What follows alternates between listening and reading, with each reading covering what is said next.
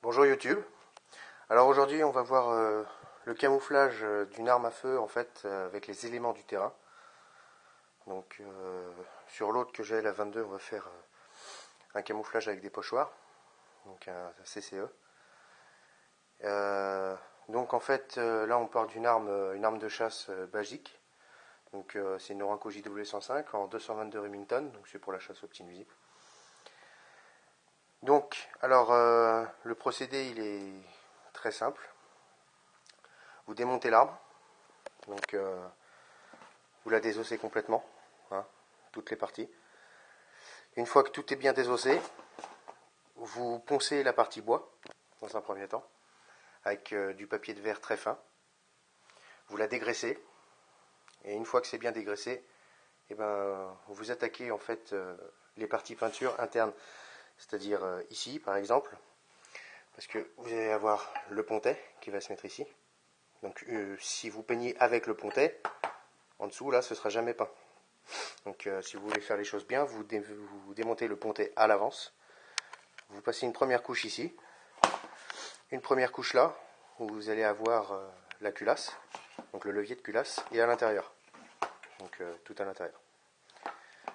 On se revoit dans 3 minutes quand la première couche est passée.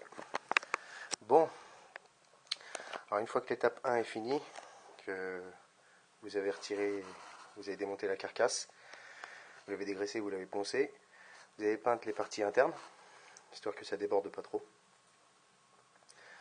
Donc vous la remontez, et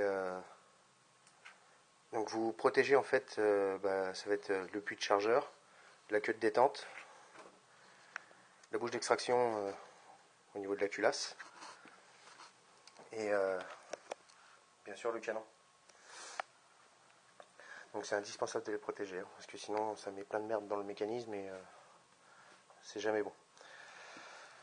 Donc une fois que tout ça c'est fait, que la première couche est séchée, vous pouvez passer à la seconde étape, donc à l'habillage façon pochoir. Alors l'idée c'est d'utiliser en fait des fougères, des feuilles ou ce qu'on veut comme pochoir.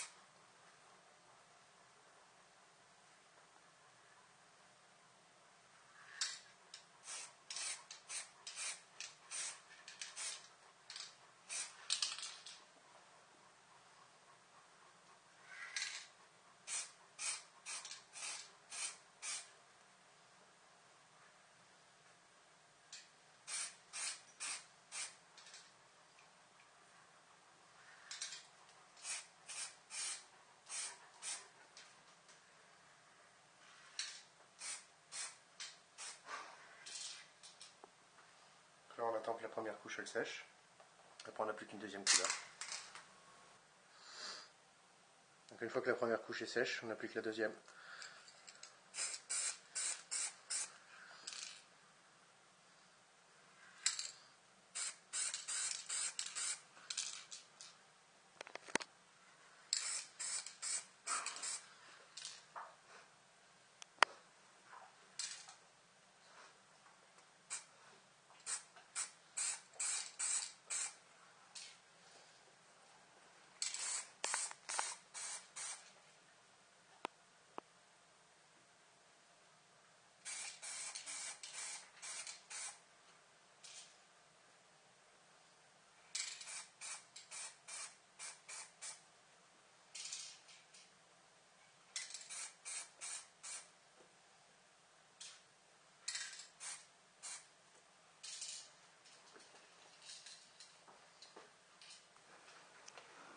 Donc voilà ce que ça donne une fois que le boulot est fini.